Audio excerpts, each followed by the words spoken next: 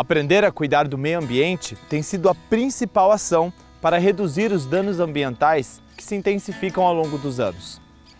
A educação ambiental pode ser o primeiro passo para a transformação que o planeta Terra precisa. Através dela, podemos entender os impactos de nossas ações, descobrir as diversas alternativas que geram mais sustentabilidade e aproveitar melhor o espaço que nos rodeia sem causar mais danos. No Comissão Analisa de hoje, vamos te mostrar que este tema pode ser trabalhado em todas as etapas de nossas vidas e que podemos agir de diversas maneiras para cuidar do meio ambiente.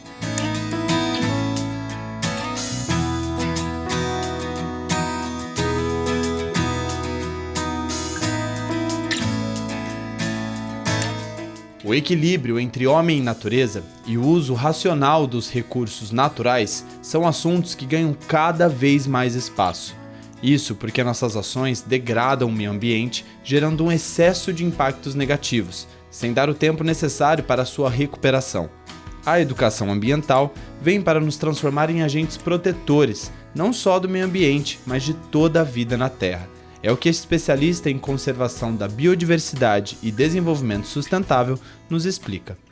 A educação ambiental ela vem trazer nas pessoas uma consciência sobre os fenômenos e os processos que envolvem o seu dia a dia, o que você faz como ser vivente nessa sociedade e os impactos que isso gera no meio natural, né, nos arredores. Então, desde o olhar do consumo direto, dos resíduos, das ações, até o olhar de entendimento dos processos, dos seres da natureza que você vê, do que acontece quando tem uma obra, por exemplo, qual que é a consequência daquilo para o meio natural.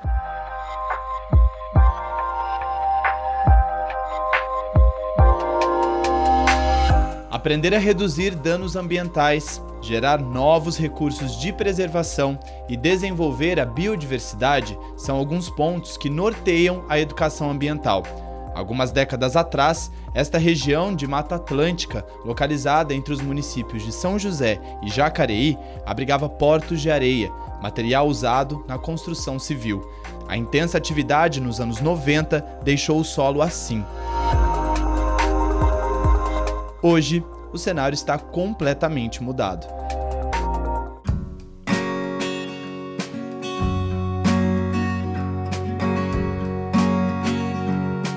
A doutora Maria Regina coordenou o projeto de restauração ambiental deste local, iniciado há quase 20 anos. Ela explica o processo de recuperação do solo. Foram realizados diversos plantios, por toda a área, segundo um cronograma firmado de acordo com o Ministério Público e CETESB.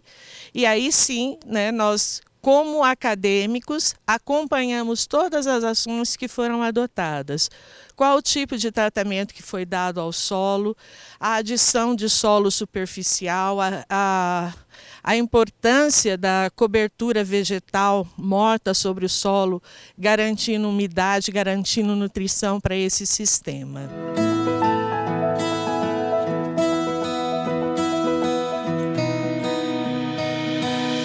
A Associação Corredor Ecológico do Vale do Paraíba também ajudou na restauração da Mata Atlântica do local.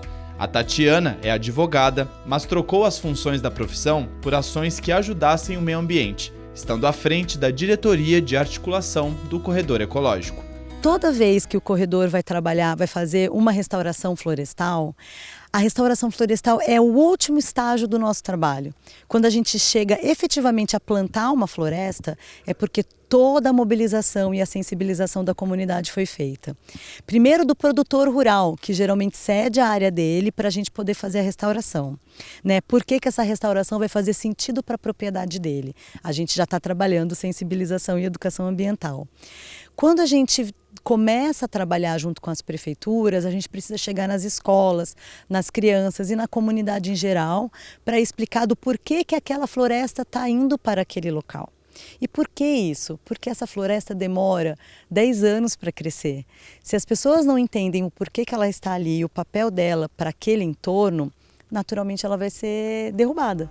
A área restaurada por esta parceria equivale a 140 mil metros quadrados, aproximadamente o tamanho do Maracanã, maior estádio do Brasil. mudança desse cenário é uma demonstração de como a educação ambiental atua em locais que parecem estar perdidos. Para a gente começar a trabalhar com educação ambiental, a gente primeiro precisa se sentir pertencente do lugar, entender o bioma que a gente está e começar a olhar a paisagem, olhar o lugar que a gente vive, as espécies de árvores que estão ao nosso redor, aquelas que estão na nossa cidade, se elas são espécies nativas da Mata Atlântica ou não, a gente precisa começar a entender isso. E educação ambiental, ela não é aquela coisa quadradinha que está sempre na escola ou que entra dentro de um currículo. Ela faz parte do nosso dia a dia. A gente só preserva, a gente só cuida de um lugar quando a gente entende a importância dele para o nosso dia a dia. E educação ambiental é isso, é despertar para a relação nossa com o meio que a gente vive. Recuperar áreas degradadas é um dos caminhos para melhorarmos nossa relação com o meio ambiente, mas é preciso estar atento a outras questões que também impactam os ecossistemas, como o aquecimento global e outros processos de degradação. O Fabiano Porto comenta que para combater esses problemas, o primeiro passo é entender os principais fatores que contribuem para a degradação da natureza. Eu acho que os problemas mais urgentes a serem resolvidos agora, eu acho que estão relacionados à questão da produção e descarte. Nós estamos destruindo tudo que nós extraímos da natureza, nós simplesmente jogamos fora como lixo que se transforma em tóxico, que contamina lençol freático, animais, solo, ar. E a nível global, governamental, é a questão das emissões de gases, né? A emissão de gases, ela está deturpando a nossa questão climática, né? A temperatura aumenta e esse aumento de temperatura causa uma série de consequências de acidificação dos mares, derretimento das calotas, a alteração dos ciclos e regimes de água. Então isso é uma ação que gera diversas consequências, né?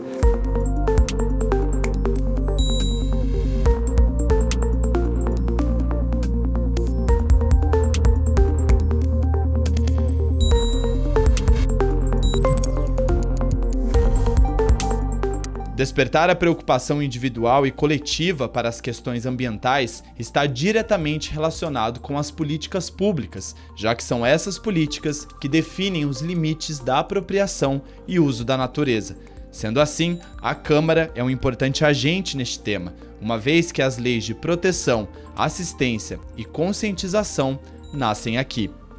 A Comissão de Meio Ambiente, formada pelos vereadores Milton Vieira Filho, Marcelo Garcia e Amélia Naomi, é a responsável por tratar estes assuntos, cuidando para que novas iniciativas sejam implantadas, fiscalizando as leis que já existem e colhendo as necessidades do município. O papel da Comissão de Meio Ambiente é analisar os projetos, dar parecer nos projetos, fazer audiência pública, os projetos tanto dos vereadores como do executivo, Então, todos eles nessa pauta, a comissão analisa. E é importante para a nossa cidade, porque é uma cidade que defende e que tem uma preocupação bastante grande com a qualidade de vida, E a qualidade de vida é no nosso dia a dia, a gente pode fazer muito para garantir alimentação sem agrotóxico, Porque é fundamental para a nossa saúde, como também reciclar tudo, não só do ponto de vista os alimentos, mas também reciclar materiais de construções, Tudo isso faz parte de uma mudança que nós precisamos, na medida em que nós precisamos mudar o paradigma da poluição e garantir mesmo a qualidade de vida.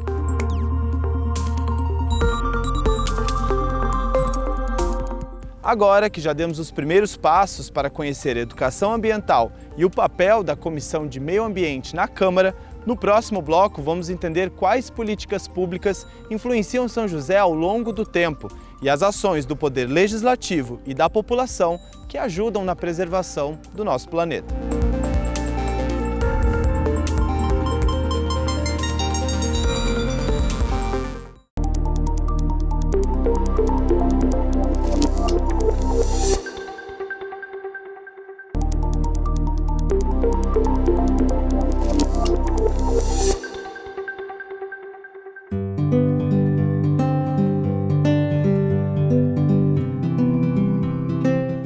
Em 1985, a primeira lei em defesa do meio ambiente foi aprovada em São José.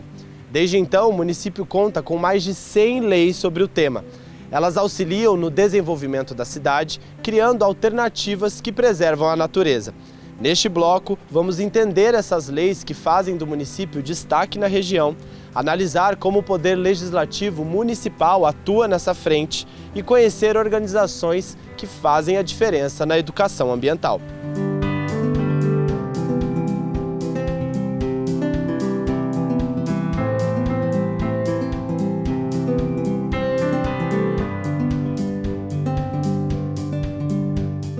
Sabemos que separar o lixo é uma das lições mais básicas que aprendemos. No entanto, um levantamento feito pela Urban mostra que 57% da coleta comum é de resíduos orgânicos que poderiam ser reutilizados para a compostagem. Aproximadamente 21% poderia ser reciclado e apenas 18% deste montante são rejeitos. Estamos falando de milhares de toneladas que não precisariam ir para o aterro sanitário e teriam um destino bem mais saudável para o meio ambiente. A Organice é uma das frentes que procura reverter este quadro. A ONG aproveitou este espaço para criar um programa de compostagem. Foi a oportunidade encontrada por esse grupo de pessoas para dar um novo destino aos resíduos orgânicos de São José. O que a gente faz na prática é fornecer para as pessoas um balde e a oportunidade delas, dentro da casa delas, contribuir para o meio ambiente. Com isso, a pessoa tem a oportunidade de fazer a separação do resíduo orgânico na casa dela. E a gente coleta esse resíduo ou ela traz até um dos nossos 4 pontos de coleta. A gente composta esse resíduo dentro da área urbana e no final do mês a gente devolve para ela o adubo que foi produzido, mas as informações de quantos quilos ela compostou, quanto de CO2 isso deixou de emitir porque não foi para o aterro sanitário. Com a compostagem, a gente, para cada 100 kg, por exemplo, de resíduo orgânico, o que vai ficar disso é 30%, né, que é o resíduo final, o adubo. Ou seja, a gente consegue ter espaços menores tratando volumes maiores. O Lucas é voluntário por aqui, mas muito antes já fazia projetos de compostagem pela cidade. Ele nos conta que a sua maior dificuldade foi conscientizar a população. A gente vê, por exemplo, a cidade de São José dos Campos como uma cidade limpa, né? A gente anda nas ruas, praticamente as ruas estão todas limpas. A gente vê títulos como cidade inteligente, sustentável, resiliente, mas as pessoas não sabem para onde está indo todo esse resíduo que é coletado diariamente nas casas. Eu estou convencido e sei da importância de todo esse processo. Separar o lixo é uma realidade para a Suzy há muitos anos. Quando conheceu o projeto, ela conseguiu dar um direcionamento ainda melhor para o seu lixo orgânico. Ela também entende que pode contribuir com o meio ambiente e garantir um futuro melhor para as próximas gerações.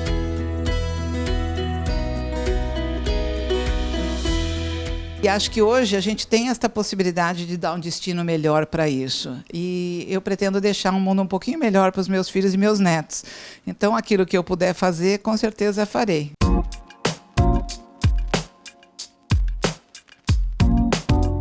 Ela nos conta que não aprendeu educação ambiental na escola, mas que isso nunca a impediu de buscar alternativas de preservação do meio ambiente. Não existe inclusividade para você começar a fazer isso. Acho que qualquer momento da vida em que você descubra esta possibilidade é sempre um ganho para todo mundo e vale a pena, com certeza.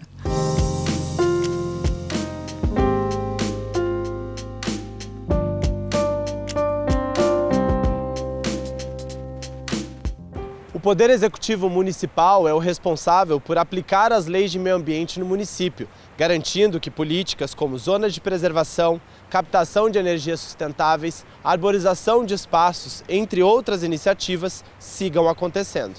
O secretário de Urbanismo e Sustentabilidade, Marcelo Manara, traz algumas dessas leis e explica a importância de seguir com iniciativas que promovam a educação ambiental. Nós podemos citar o Programa Nascentes, que é um programa de duração continuada, já tem 15 anos, né? Também já é lei né? Então, todo ano tem que ser desenvolvido um trabalho de ampliar a recuperação dessas nascentes. Outras ações também, né? Nesse novo mecanismo mundial que se chama agricultura urbana, nós temos uma série de iniciativas, a expansão das hortas, então já são mais de 50 hortas implantadas em equipamentos públicos e também com um forte apelo aí para incentivo da compostagem, para que a gente possa também trazer essa melhor relação da gestão dos resíduos sólidos urbanos, para que a gente possa trazer a população parceira dessas iniciativas. O exemplo mais recente agora, o Código de Obras, quando São José dos Campos foi a primeira cidade no Brasil a abolir a construção convencional, por assim dizer. Então, agora, todos os projetos que entram aqui na Prefeitura para aprovação têm que ter pontuação mínima do uso de equipamentos, insumos, sistemas que privilegiam a construção verde, o green building, como queira chamar. Não sem razão que São José recebeu essa primeira certificação no Brasil, a BNT, da cidade inteligente, resiliente e sustentável.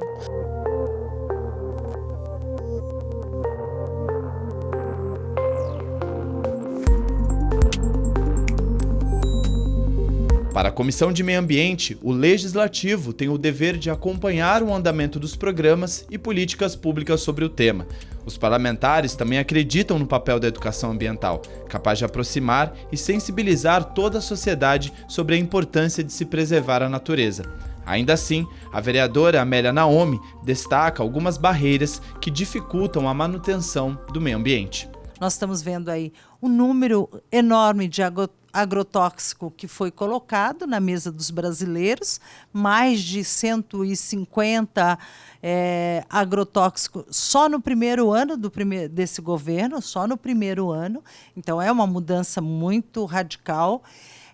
Além dessa questão, nós tivemos aí o corte, por exemplo, em relação às verbas do INPE, mas não só isso, nós estamos vendo invasões e o governo permitindo retirar minérios das terras dos índios, né? Tudo isso tem a ver com a Amazônia, tem a ver com a qualidade do nosso ar, com a qualidade, com o pulmão do mundo inteiro, que é a Amazônia. Então, infelizmente, a implementação das políticas públicas e uma política nesta lógica tem retrocessos enormes, não só para o Brasil.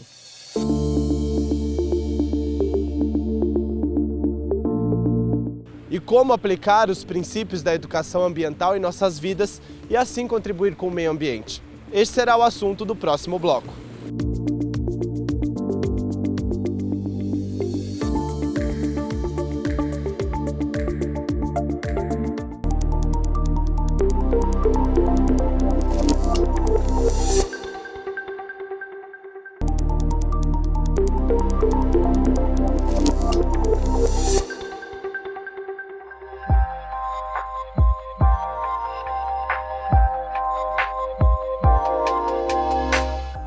Já entendemos o que é a educação ambiental, por que ela é importante e como os poderes legislativo e executivo atuam junto à sociedade na preservação do meio ambiente.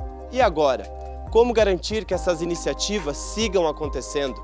Qual é o nosso papel neste processo? O Comissão Analisa traz essas respostas para você e mostra como esse tema pode ser trabalhado em todas as idades.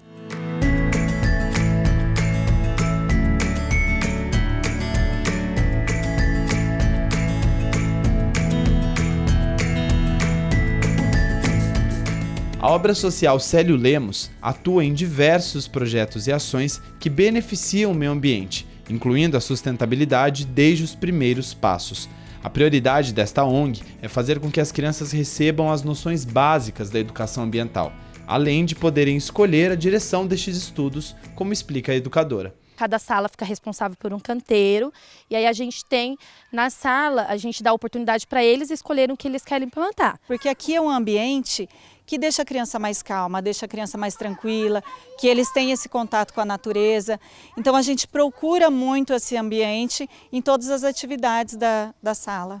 E a criançada parece estar antenada no assunto. Porque se a gente não regar o tomate, ele não vai crescer, aí a gente não vai poder comer ele. Eu rego as plantas, eu procuro os bichinhos que comem as plantas. O Carlos veio da Colômbia para o Brasil e atua na ONG há 7 anos. Desde então, ele desenvolve diversas frentes que promovem a educação ambiental não só para as crianças, mas para todos os segmentos que estudam o tema.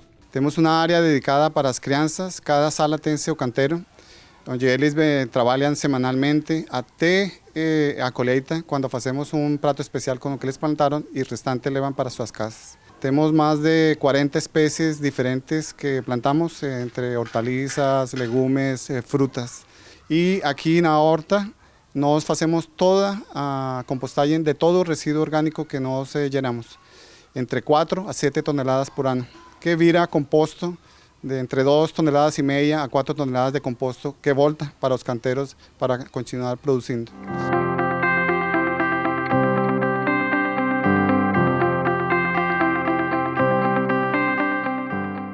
E as ações não param apenas na horta. Todo o espaço tem alternativas sustentáveis. Esse corredor, por exemplo, é coberto por painéis fotovoltaicos, que reduzem o consumo de energia elétrica em até 40%. E bem aqui, os painéis solares aquecem a água para o banho de todos os alunos.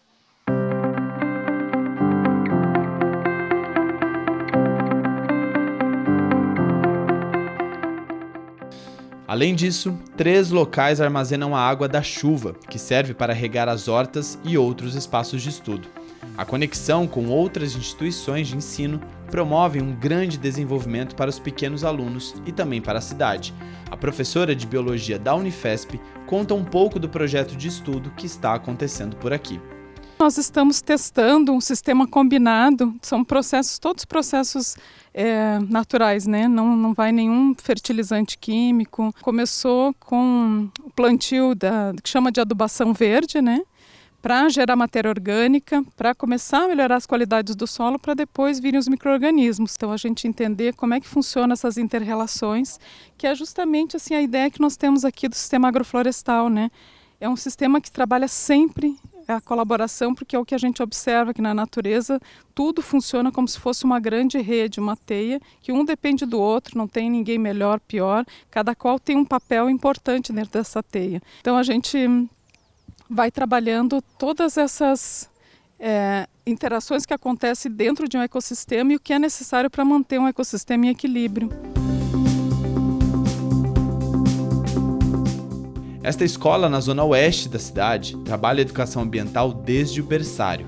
A professora responsável explica que o tema não se restringe apenas em uma matéria, mas é inserido em todos os estudos. E relacionando, né, os temas do currículo que as professoras precisam trabalhar, de ciências, geografia, história, até mesmo matemática, né, disciplinas da exata, para que isso faça parte do dia da criança, como educação ambiental, como cerne, como centro dessa educação. Porque hoje as crianças elas estão muito dentro dos apartamentos, né, cada vez mais envolvidas com tecnologia, nas telas, né, então esse impacto da relação da natureza é muito benéfico, né, já existem estudos, né, hoje em dia, por exemplo, de médicos e pediatras que estudam o quão benéfico é essa relação e esse contato mesmo físico, né, com a natureza. Notamos o resultado de trabalhar o tema desde os primeiros anos de escola quando conversamos com estes alunos do 5º ano. Eu aprendi sobre a reciclagem, preservar o meio ambiente, cuidar dos animais, essas coisas. Eu acho que é muito importante. É legal você preservar a água, porque se você gastar muita, você ficar uns 40 minutos no banho, é desnecessário. Cada coisa que você faz vai ter uma consequência e você vai ter que sempre dar um jeito de arrumar, mas tem gente que não sabe disso. Se a gente não preservar o meio ambiente, a gente também não estamos preservando a nós mesmos.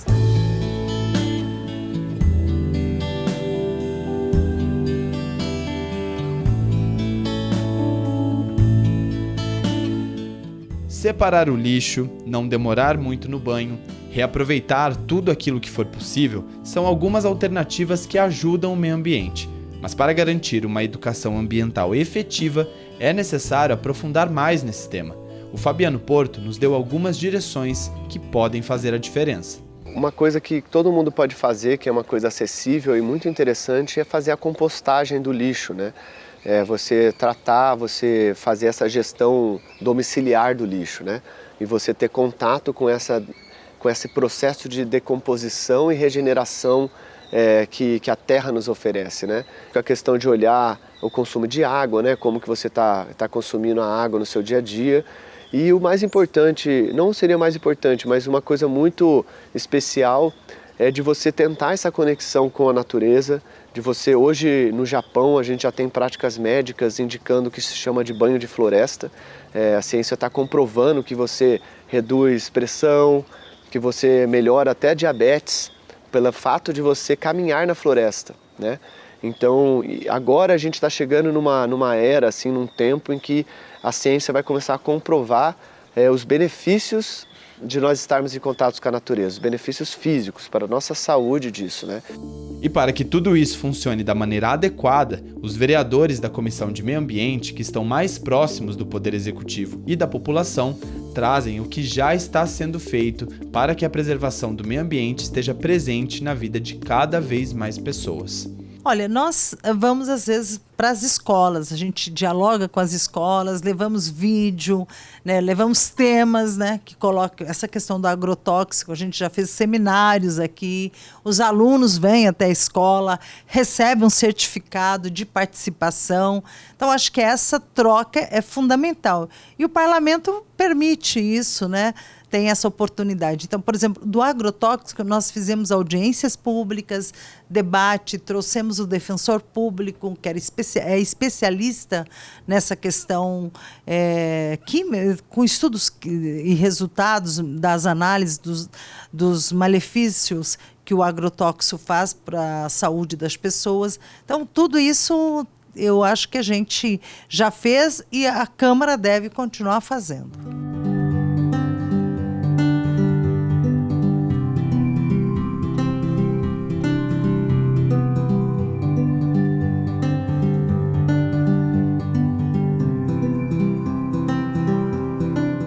Nossa reportagem mostrou que diversas pessoas de segmentos diferentes tomaram a decisão de cuidar do mundo que habitamos. As alternativas de preservação do meio ambiente são muitas e cabe a cada um de nós se perguntar como reduzir os danos causados pela humanidade. Se adotarmos pelo menos uma alternativa sustentável, nossa cidade já terá milhares de ações para ajudar o planeta.